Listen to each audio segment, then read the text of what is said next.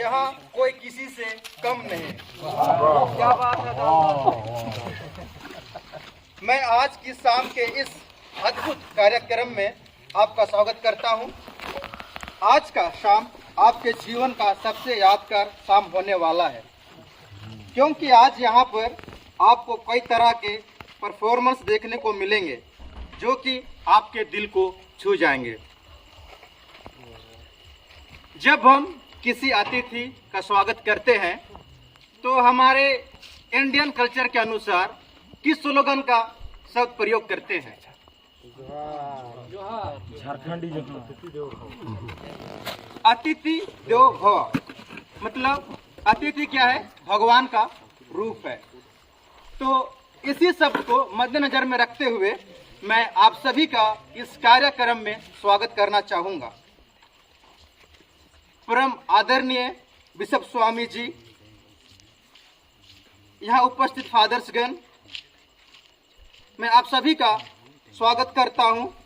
साथ ही यहाँ उपस्थित हमारे भाइयों का भी इस कार्यक्रम में स्वागत करता हूँ। किसी भी कार्यक्रम को शुरू करने से पहले हम ईश्वर को याद करते हैं। तो मैं अभी ईमेल कुजूर को मंच पर आमंत्रित करूंगा कि वह आए और हमें अपने प्रार्थना के माध्यम से इस कार्यक्रम को शुरू करने के लिए मदद करें। आइए हम थोड़ी देर के खड़ा हो जाएं। पिता और पुत्र हे पिता परमेश्वर, हे सच्चिदानंद स्वरूप, हम तुझे धन्यवाद देते हैं इस शुभ घड़ी के लिए, शुभ संध्या के लिए। हम तुझसे विशेष अर्जी करते हैं इस समय प्रत्येक जन पर तेरी कृपा हो, आशीष हो, ताकि हम जो भी तैयारी की हैं उनको हम सच्चे मन और दिल से एक दूसरे के सामने प्रस्तुत कर सकें और इस तरह से हम तेरी प्रेम और तेरी महिमा में दिनों दिन आगे बढ़ते जाएं। हे प्रभु, प्रत्येक जन पर तू अपनी कृपा बनाए रख, ताकि हम मन ध्यान से देख सकें और इस तरह से हम इसका सही अर्थ समझने की कोशिश कर सकें। हम यह मांगते हैं तेरे पवित्र नाम पर, आमीन। पिता और पुत्र और पवित्र आत्मा की महिमा हो, जैसे वो आदि में थे अब है क्रूस का चिन्ह। पिता पुत्र पुत्र।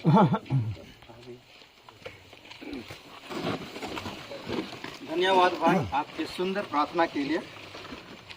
सजदा आधा ना कर सका इस बात का गम नहीं, खुशी से झूमना भी दोस्तों खुदा से इबादत से कम नहीं। तो अभी मैं सबसे पहले फर्स्ट ग्रुप को मंच पर आमंत्रित करूंगा कि वे आए और अपना आदिवासी से नृत्य प्रस्तुत करें।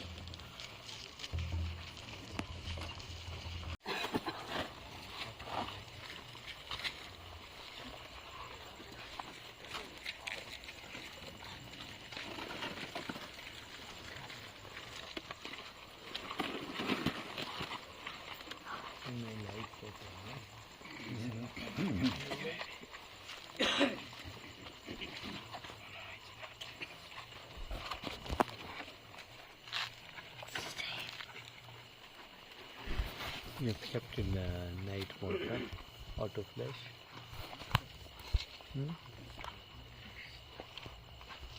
Night mode. Video doesn't. Only photos have night mode.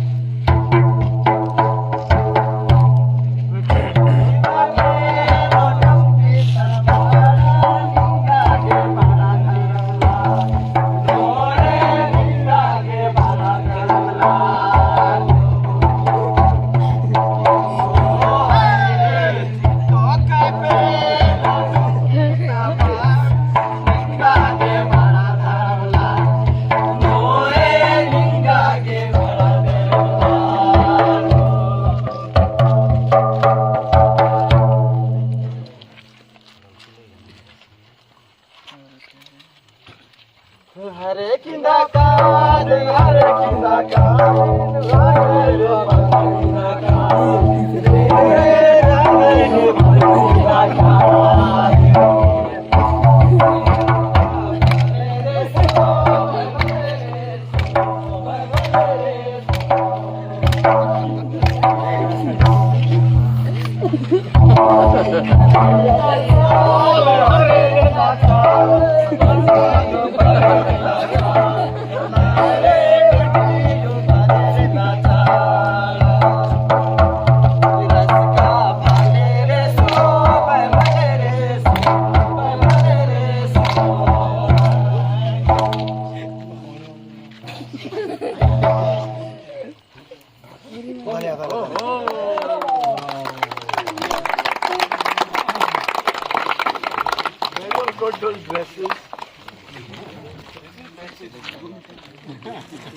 कुसुम पर मौज की रवानी रहेगी, जिंदगी में कोई ना कोई कहानी रहेगी। कुसुम पर मौज की रवानी रहेगी, जिंदगी में कोई ना कोई कहानी रहेगी। हम यूं कार्यक्रम में चार चांद लगाते रहेंगे अगर आपकी तालियों की मेहरबानी रहेगी।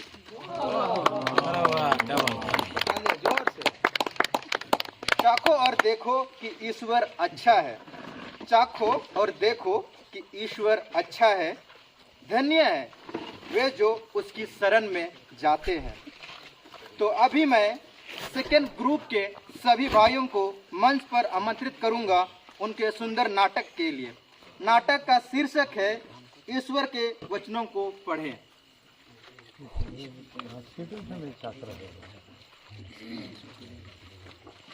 हमारे इस भाग दौड़ की जिंदगी में हमारा जीवन डर, दुख, घमंड, लोभ और लालच से भरा हुआ है।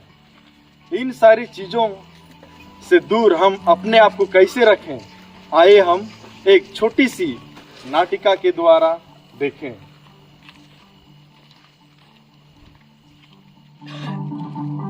मैं दुख हूँ,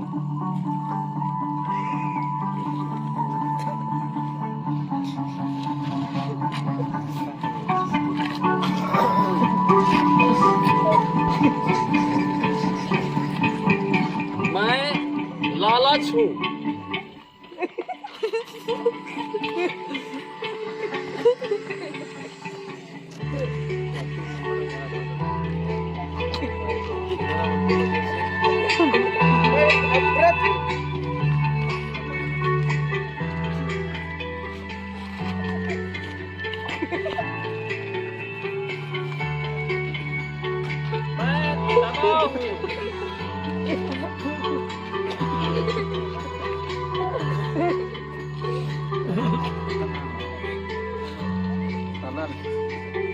मैं डर हूँ,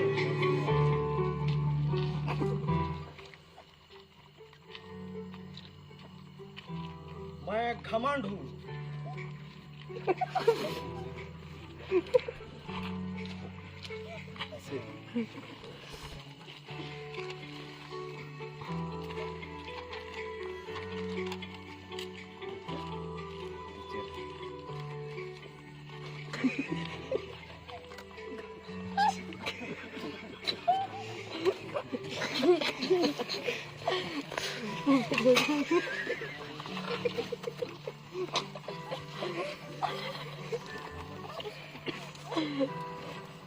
तेरा दुख दूर करके आनंद का तेल लगाऊंगा।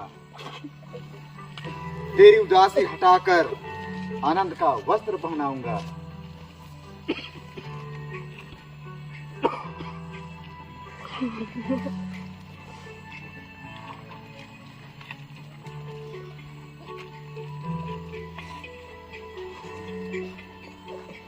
जो कंगाल पर अनुग्रह करता है वह यहोवा का उपहार देता है और अपने इस काम का प्रतिफल पाएगा।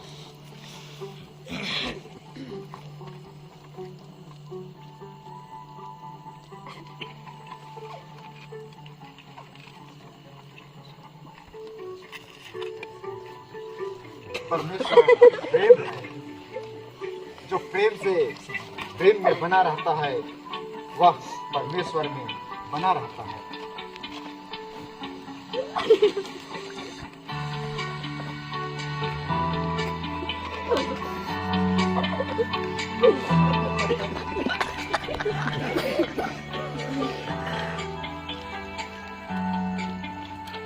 अपनी सारी चिंता परमेश्वर पर डाल दो, क्योंकि उसको तुम्हारा ध्यान है।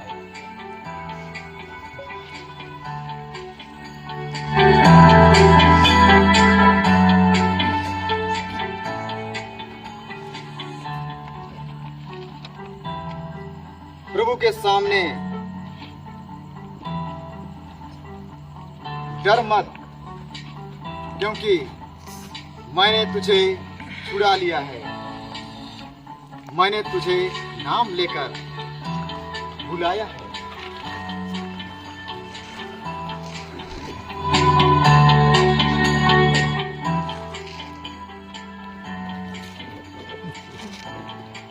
प्रभु के सामने दीन बनो और वह तुम्हें शिरोमणि बनाएगा।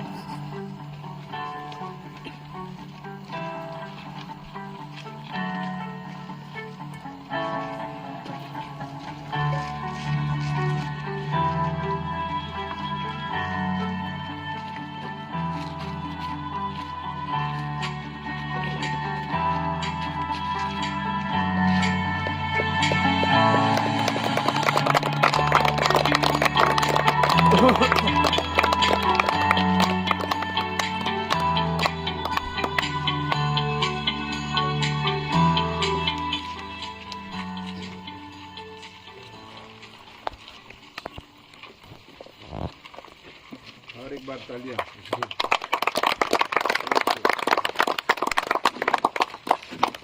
मत सोचो ए मेरे दोस्त कि तेरा सपना कभी सच नहीं होगा। हिम्मत वाले इंसान का इरादा कभी अधूरा नहीं होता। जिस इंसान का कर्म अच्छा होता है उसके जीवन में कभी भी अंधेरा नहीं होता। तो अभी मैं थर्ड ग्रुप के सभी भाइयों को मंच पर आमंत्रित करूंगा कि वे आए और मंच पर अपना नगपुरी डांस प्रस्तुत करें।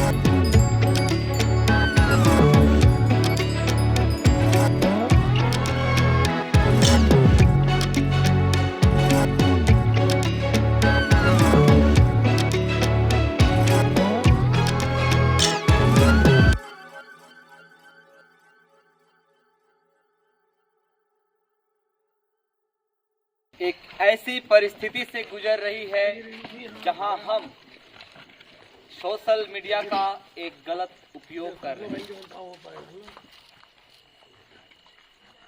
हमारे समाज की स्थापना एक छोटे परिवार से होती है जहां बच्चे अपने माता पिता को एक उदाहरण मानकर आगे बढ़ते हैं। अभी हम एक लघु नाटिका प्रस्तुत करने जा रहे हैं जहां हम यह दिखाने का प्रयास करते हैं कि कैसे एक मोबाइल एक परिवार में गलत प्रभाव डालता है। माता पिता अपने में व्यस्त हैं, बच्चों की अच्छी परवरिश नहीं हो रही है, वे बेचारों की तरह घर में पड़े हुए हैं और उनका गलत प्रभाव उनके भावी जीवन पर पड़ता है। तो आइए हम इस छोटी लघु नाटिका के द्वारा इसे जानने का प्रयास करें।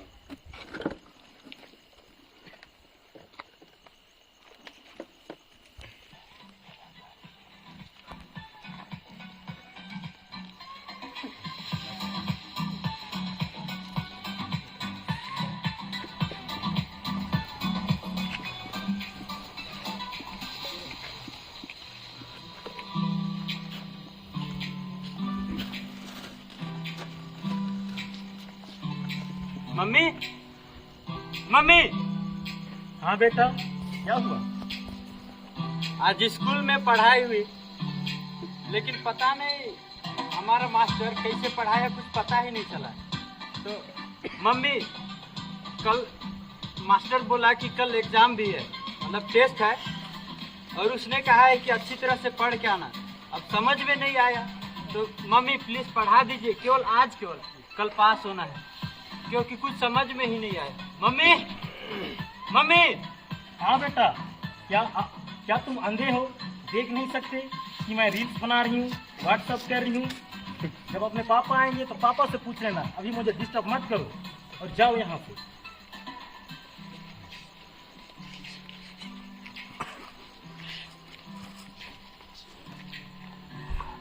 पापा, पापा। कहा बेटा, बोलो। आज स्कूल में पढ़ाई हुआ, तो पता नहीं सर क्या पढ़ाए, मुझे कुछ भी समझ में नहीं आया। तो पापा क्या कृपया करके मुझे पढ़ा देंगे आज के लिए? बेटा मैं बहुत थक गया हूँ बेटा, मैं ऑफिस में काम करके आ रहा हूँ, बहुत सारा काम था वहाँ पे, मुझे समय नहीं है बेटा आपको पढ़ाने के लिए। ऐसा करो, मम्मी को जाके बोलो कि मम्मी आपको अच्छी तरह से पढ़ा देगी। ठीक है पापा। Mummy, mummy. हाँ बेटा, क्या हुआ? पापा वो आपके पास फिर से भेजे हैं, बोल रहे हैं कि मम्मी पढ़ा देगी। अरे बेटा, मैंने कहा था ना, मुझे रील्स बनाने हैं, यूट्यूब में अपलोड करने हैं, फेसबुक में छोड़ना है, ताकि मैं फेमस हो सकूं। ऐसा करो, मैं ये दूसरा मोबाइल देती हूँ, अब तुम पढ़ लेना। ठीक है मम्मी, ठीक है।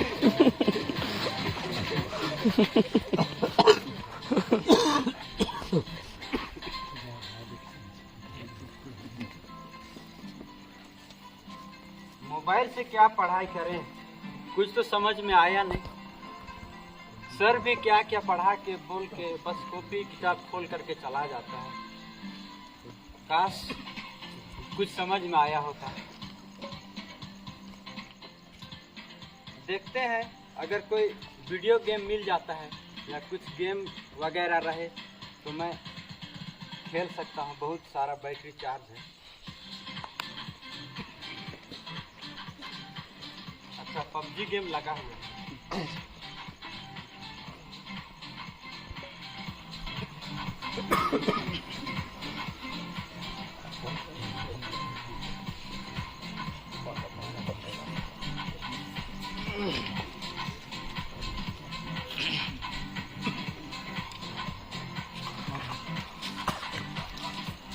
नेट पैक खत्म हो गया,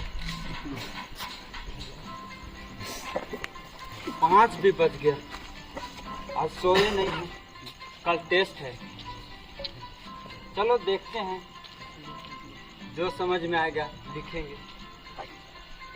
अभी 2 घंटा है, कम से कम सो जाते हैं।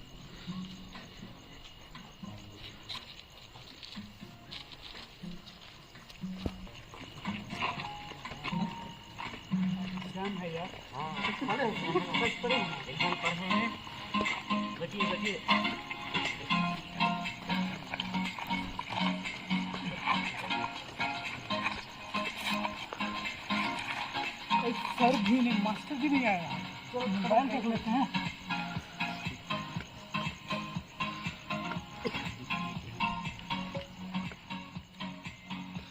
क्या जी, कहाँ खोए हो? मोबाइल में लगे मैं कम इन सर। क्या जी, हमेशा लेता माता पिता टाइम पे खाना नहीं देता है क्या? हैं? क्या बोलोगी तुझे? मोबाइल रख ले भाई। तो मैं आप लोगों को कल बताया था कि आज छोटा ट्विस्ट होगा, ठीक है? बताया कि नहीं? कौन हो रहा सर? ये लास्ट क्लास में पढ़े थे ना? जी सर, जी सर। गणित वाला। हाँ। मिल जाएगी। क्या कर रही है? रख मोबाइल रख। तो अभी मैं पेपर देता हूँ और क्वेश्चन भी साथ में दूंगा, फिर दोनों बना देना, ठीक है? जीवन जोर से बोलो।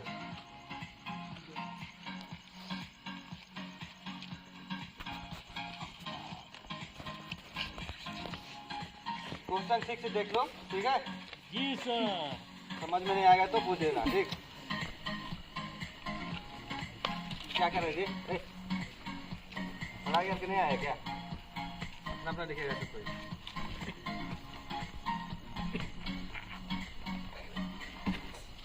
क्या कर रही है? कुछ नहीं सर। लो बस।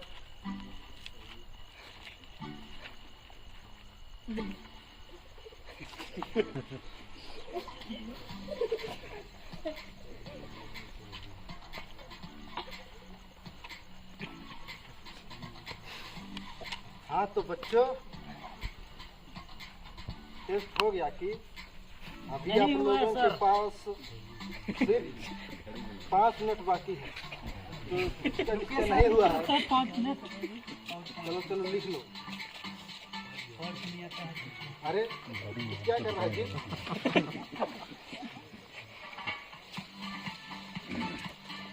जल्दी जल्दी लिखो। तो समय समाप्त होता है, पेपर लाओ। हो गया सर, लीजिए। पास हो जाएंगे। लग तो रहा है पास हो जाएंगे। पास हो जाएंगे बस। चलो गाड़ी लिखा दीजिए। अपना जगह देखो तो लग रहा है। मैं तो थोड़ा डाउट में हूँ। चलो आज एग्जाम हो गया।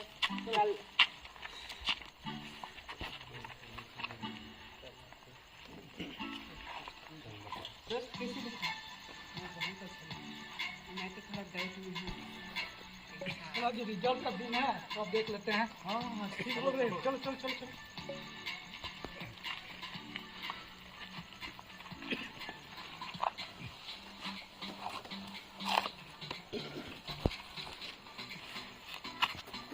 प्रणाम सर। प्रणाम सर। प्रणाम सर। सब कुछ ठीक है ना? हाँ जी जी सर। तो जैसे कि मैं पिछले सप्ताह आप लोगों का एग्ज़ाम दिया था, ठीक है? तो अनाउंसमेंट भी हो गया था कि 13 तारीख को रिजल्ट मिलेगा, ठीक है? तो आज वो दिन आ गया है। आप लोग साल भर मेहनत किए, फिर आज आप लोगों का परिणाम देखते हैं क्या होता है। जो अच्छा अंक में पास होगा वो अगले क्लास में जाएगा, तो फेल हो जाएगा फिर रिपीट करेंगे, ठीक है? तो आप लोग का रिजल्ट नोटिस बोर्ड में लग चुका है, ठीक है? जाके सबसे अपना रिजल्ट देखते हैं, ठीक? जी सर। अरे मैं तो पूरा पास हो गया फर्स्ट डिवीजन में।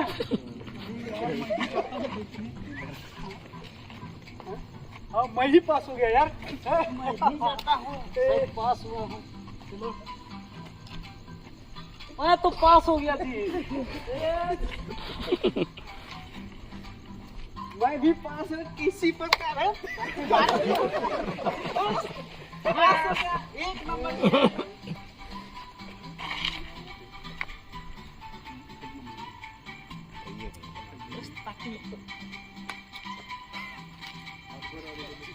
पास हो गया, मैं ही फेल हो गया।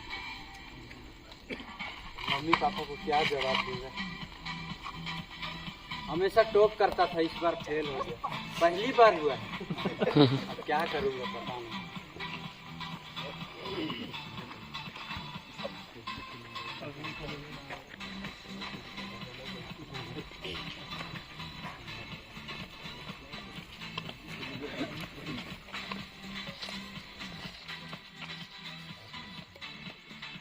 Mummy, mummy. हाँ बेटा, क्या हुआ? मम्मी, अरे बेटा, क्यों रो रहे हो? मम्मी, शायद आज इसका रिजल्ट आने वाला था। हाँ, सर भी बोल रहे थे। हाँ हाँ। पता नहीं फेल हो गया होगा, पर मैंने तो पूछो। ओ मेरा सोना बेटा।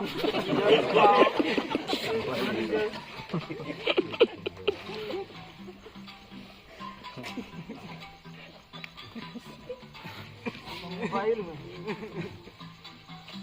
अरे ये तो मेरा ही है।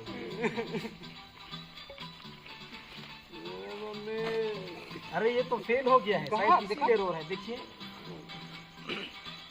अरे शायद हम लोगों को पूछा था कि पढ़ा देने के लिए, अपने पढ़ाए थे क्या?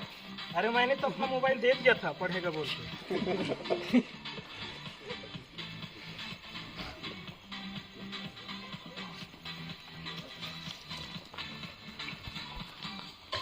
तो इस तरह से ये हमारी छोटी लघु नाटिका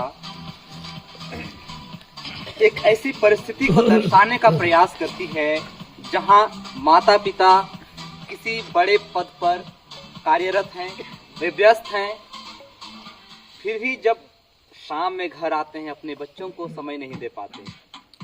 वे अपने फ़ोन में या तो चैटिंग करते हुए या कुछ अपने कामों पर ही व्यस्त रहते हैं। जिस तरह से ऐसे स्थिति में जो बच्चे हैं उन्हें मानसिक तनाव से गुजरना पड़ता है, और उसी परिस्थिति का फल यह हुआ कि वह जो बच्चा मानसिक परिस्थिति से गुजर रहा था फेल हो जाता है और डिप्रेशन में चला जाता है। तो आइए इस छोटी लघु नाटिका से यह सीख लेते हुए, क्योंकि हम एक दिन इस कलिसिया के अगुवे बनेंगे, हमें अपनी व्यस्तता के बावजूद लोगों को समय देना है, उन्हें समझाने का प्रयास करना है, बच्चों को तैयार करना है, ताकि उनकी भविष्य और हमारी कलिसिया का भविष्य अच्छी दिशा में और उन्नति की दिशा में जा सके। धन्यवाद।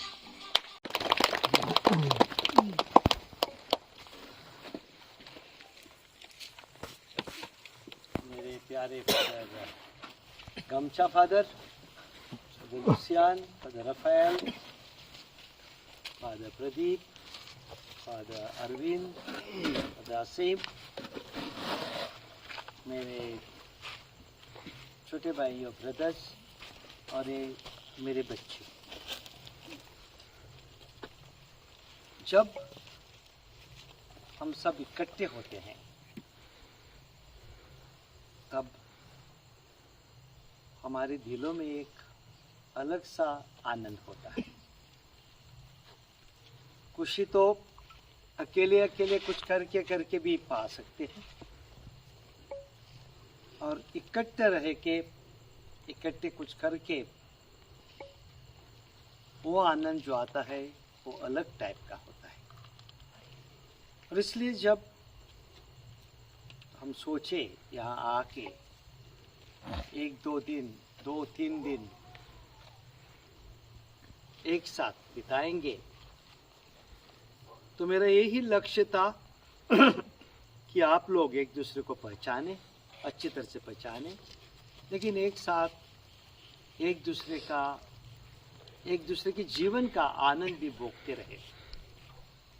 और इस छोटा सा कार्यक्रम जो आप लोगों ने किया है मुझे बहुत अच्छा लगा, और मैं बताता हूँ क्यों अच्छा लगा। क्योंकि इसमें बहुत क्रिएटिविटी थी।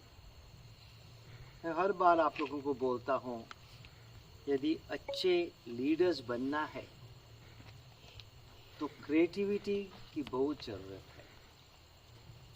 देखा कि जो डांस किया था उसमें भी क्रिएटिविटी थी, है ना बच्चे बहुत हंस रहे थे, क्योंकि देखा कि अलग तरह ही नाच रहे थे। काशी खाने के बाद काशी जैसे नाचते और बंडा खाने के बाद मुर्गे खाने के बाद मुर्गी जैसे नाच रहे थे। लेकिन एक अलग उत्साह, अलग तरह का उत्साह था। मैं आप लोगों को धन्यवाद देता हूँ, क्योंकि ये जो 2 दिन 3 दिन आप लोग साथ बिताते हैं, ये आप लोगों के फॉर्मेशन में एक कदम होना चाहिए। देखिए मेरे भाइयों, जिंदगी में सब कुछ जो हम करते हैं उसे सीखने की जरूरत है, और जितना हम सीखते हैं उतना हम बढ़ते हैं। जैसे आप लोगों ने ये जो 2 स्किट किए हैं, 2 नाटक किए हैं,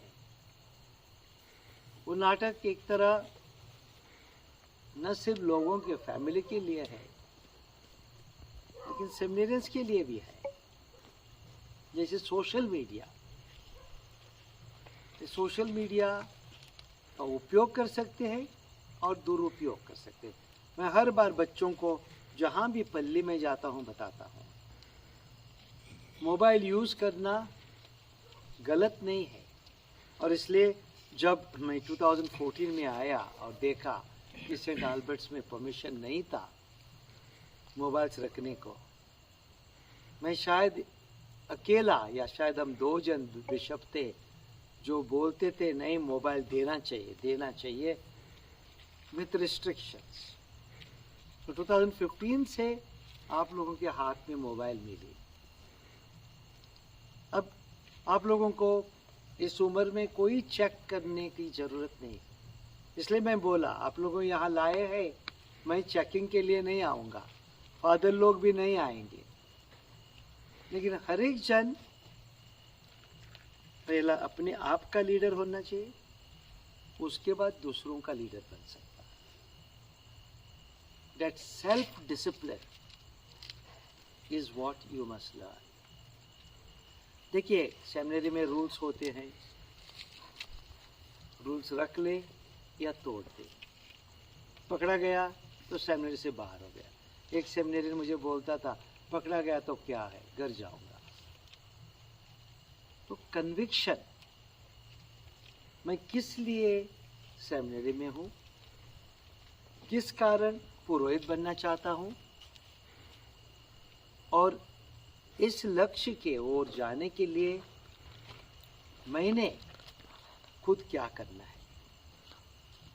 आज हम है बिशप है, आप लोग शायद पूरा भक्ति के साथ चीज़ करेंगे। फादर लोग आप लोगों के प्रीफेक्ट है, रेक्टर है, तो उसके दिखाने के लिए कुछ करेंगे। आखिरी में ज़िंदगी में, जीवन में हमें जवाब देना नहीं है, बिशप को जवाब देना नहीं है, आप लोगों को जवाब उसको देना है। ये एक चीज़ कभी कभी नहीं भूलना। जब आप लोग याद रखेंगे कि जवाब उसको देना है, तब जिंदगी में ईमानदारी आ जाएगी। और इस ईमानदारी पे मैं 2 शब्द बोलना चाहता हूँ। ईमानदारी का मतलब क्या है? जवाहरलाल नेहरू बोलता था, behave in private as you would behave in public. मतलब आपका पूरा व्यवहार ऐसा होना चाहिए कि मैं प्रभु के लिए कर रहा हूँ, प्रभु के सामने, चाहे पैसों की बात, चाहे अपने बिहेवियर की बात, चाहे खाना पीने के बाद। जो ईमानदार होता है उसको प्रभु को जवाब देना आसान है। जो ईमानदार नहीं होगा, in conscience believe what you are doing and do what you believe. This is the most important thing. And therefore all these programs coming together staying together is very important. If I was your seminarian formator, I would have left you free. But whatever I would see, I would have corrected you. क्यों? क्योंकि धीरे धीरे धीरे धीरे अपना conviction होना चाहिए, और जब अपना कन्विक्शन होता है तब फॉर्मेटर्स की जरूरत नहीं है, रेक्टर की जरूरत नहीं है, बिशप की भी जरूरत नहीं है। अपने आप महसूस होना चाहिए मैं सही कर रहा हूँ या गलत कर रहा हूँ। I want my seminarians to be of that type, not controlled from outside, controlled from inside. You must get your controls from inside. You know what is right, you know what is wrong, and you decide to do what is right. If you do that, I'll be the happiest bishop in the world. Thank you very much. God bless you. My second part is a little bit of thanks, because I don't know whether we are going to meet again this week. Thanks to all the fathers here, Pilar fathers, especially Father Lucian, who has been working very hard. He told me he was working for 10 days preparing for it. That's a little bit of exaggeration, I think, but he worked very hard. He worked very hard for many days. He kept on calling me, this is there, this is not there, this is not there. And I think he's superior of the community, no? I don't know. Anyway, he has taken a lot of care to look after us, to find things for us, to arrange things for us. So thank you very much, Father Lucian. Father Raphael is the parish priest, and he has always been available. Whenever bishops have come, we have come, and this time also he has made, looking after the rooms for the fathers, taking care of many things. Father Raphael, thank you very much for your hospitality, your generosity, and your time. And then of course my favorite is, Lucian, don't get jealous, but my favorite is Damcha Father. Yeah? Now he doesn't listen, he says. But Damcha Father, I admire you for what you are. Not now. I remember myself as a small child hearing about you when you started the missions of Agarma. Your simple lifestyle. And people like you have been the inspiration of many of us, of our generation, even of Lucian and Raphael and people of our generation. You and veterans like you have been our inspiration. But the three of you as Pilar fathers, Lucian with his loud voice, working, running around, getting things for us, Father Raphael in a different, quieter way, arranging things for us, and you with that inspiring spirit have made the stay of my boys. The boys will say what they want afterwards, I don't know, but I think because of you all, we could have this successful program here. We could really enjoy ourselves in spite of all the difficulties so far. In spite of that, you all made. Lucian, I know every day he was running to bring things and buying chili and tomatoes and whatnot. So thank you very much.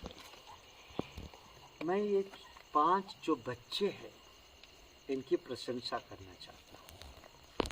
पहली बार मैं देखा था तो श्वेत एक चूहा जैसे चुपचाप, लेकिन 1 साल में आप लोग इतने बढ़ गए हैं, आप लोगों का उत्साह, जैसे दौड़ते हैं, काम करते हैं। और एक चीज़ मैं हमारे ब्रदर लोगों को बता रहा था, मैं देखा जब भी कुछ काम होता है और कोई करने जाते हैं, आप लोग उसके आगे दौड़ के वो काम करते हैं। वो उत्साह रखना, उसी उत्साह से बड़े बनेंगे तो ज़िंदगी में बहुत कुछ करेंगे। और मैं आप लोगों को आशीष देता हूँ कि न सिर्फ ये बाकी की पढ़ाई दौड़ करना, ये करना, वो करना, लेकिन पढ़ाई में भी मन लगाना। अच्छी तरह से पढ़ेंगे, बड़े बनेंगे। बड़े बनेंगे तो अपने परिवार का नाम रोशन करेंगे और अपने लिए भी खुशी पाएंगे। And finally, you, my dear boys, the leaders and all, before that I must thank the fathers, Father Pradeep and Arvind, who have spent this time here. I asked them because I wanted at least some presence. Father Ashit also came one day, and today Father Asim has come. Thank you for accompanying the boys, for spending your time. I know especially both of them have a lot of work because we are preparing the minor seminary. I'll make those announcements now. And we are preparing our own spirituality course. So they have been running around trying to get these houses ready. And then Pradeep especially has a youth convention coming up. In spite of all that, you have spent time with us. Thank you very much for your sacrifice and for your time. And you, my boys, thank you for being who you are and what you are. I've spoken to most of you personally. I've told you all what I like in you all, that is most of you all, and what I want you all to change in yourselves. I know I'm very strict. I'm aware of it. And I'm deliberately strict. Sometimes I get angry even when I don't feel angry. Because I want you to get the message of what is important in life and not important. I know some of you might be hurt because Bishop fires us, Bishop scolds us. But I don't do it for pleasure. I do it as a duty. Sometimes I'm really not angry, but I have to show you that you're angry. And the reason is this. When I was small, one father told me, only when you are told something in anger, you will remember it and you change yourself. With love, some things work. But most often it doesn't work because it's okay, it is taken for granted. And therefore, I'm strict on many things. But I want to tell you all one thing. That I love each one of you all personally. And each one of you is precious to me. If it was not so, I would not have spent this time with you all. I would not have come back from Ranchi just to spend time with you all once again. And you all know, whenever you need anything, personal or for anything else, you know, my doors are always open to you. You can come anytime you want. Each of you has my number and you have been calling. You can call and you can ask. Sometimes seminary in charges get angry with me because you come directly to me. There is no problem as far as I'm concerned. You always have a right to talk to your bishop, to tell your bishop what you feel, and if you feel free, to share what you want. I'm always open for you because, and there's only one reason, I want you to be good priests. That is the reason of my love for you. Nothing personal in it. It's an ecclesial love that I'm sharing with you all. Because if you become good priests, you just imagine how many people will benefit from it. One good priest can bring happiness to thousands of people. And one bad priest can bring sadness to thousands of people. You have to decide what you want to do. I know from my own life, I know from the life of my priest friends, how much happiness we carry when we go. But I also know examples of other people, other priests, how much sadness they bring when they come. So you got to decide. And don't say I'm criticizing priests. I'm not criticizing priests. I'm just putting your examples before you of what you want to be or what you don't want to be. This is what you have to decide. But it's better not to have priests than to have bad priests. This is my very clear principle, and I speak to you as a seminarian very clearly and openly.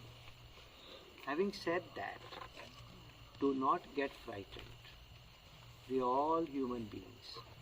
We will make mistakes. Mistakes is not the end of the world. We will make mistakes. Just because you make a mistake, just because something happened, don't think you are a bad person. Even if you bring sadness to somebody by mistake, there's always a make-up. That stubbornness of heart should not be there. That arrogance and pride should not be there. If we are humble, we reckon. I also make a lot of mistakes. I know I hurt a lot of people. But that doesn't make me stop being a priest. Therefore, we have both our part. But our will, our desire should be to bring good to people. That's why whenever somebody comes to call me for a wedding, especially the poor people, if I have the time, I never say no. I go and celebrate their wedding. Why? The happiness that that family gets. Today both of us went and celebrated, both the bishops went and celebrated the marriage mass of Father Philemon's sister, our secretary. The family was so happy.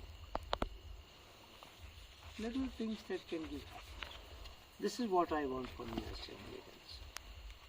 I know I will not get another chance to talk to you, so I decided I'll say what I want to say from my heart to you all, because, as I said, we, both Ranchi and Daltonganj, we require good priests. And if we get good priests, and if you become hardworking, I can tell you, you are the future for the next 30 to 40 years. And in those 30 to 40 years, we can change Jharkhand. But it depends on you. How you decide, you make your decisions now. Don't think that once the hands are laid on you, you will change. Our Father Agnello, who is servant of God from our society, used to say, who is venerable, he used to say, as a seminarian, so a priest. And therefore, I want the change to start now. I give you a lot of love. I give you a lot of firings also. But the aim is simply one. Let us transform Jharkhand. And it begins with you. Your transformation. If you transform yourself, if you take up the leadership, if you decide to change yourself, if you decide to become good, everything will be good. Very rarely I speak so long. Excuse me for taking that freedom. But thank you very much and God bless you.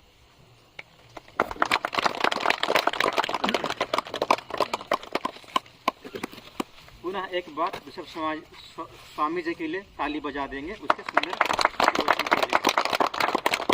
आज का यह कार्यक्रम आपके उपस्थिति से ही सफल हो पाया है, इसीलिए मैं आप सबों को एक बार पुनः धन्यवाद देता हूँ। धन्यवाद। मैं प्रमोद को और जयंत को भी धन्यवाद देता हूँ। काफ़ी काम किया इन दिनों में मदद करने के लिए, और जो हमारी वहाँ भी दीदी है उसको भी बोल देना, और उसकी बच्ची दोनों ने अमृता ना, तो हमारे लिए वहाँ खाना पका रही थी। और जयंत और प्रमोद नहीं है, प्रमोद सो गया, दाल बना रहा है, ठीक है। और प्रचार को भी धन्यवाद जो हमें बहुत मदद करती है।